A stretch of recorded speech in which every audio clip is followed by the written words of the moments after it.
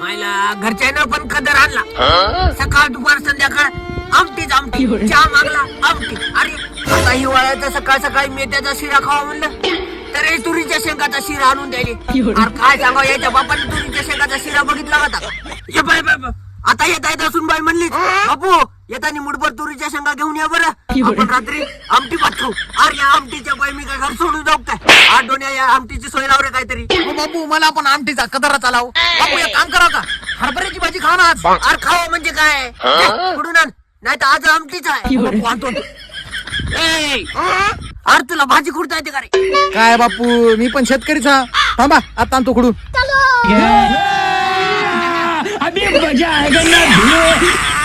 बापू बसाली का एवढी? बदली मा अरे अशी भाजी तुझ्या बापाने कुठली होती का? काय आता आज आमटीचा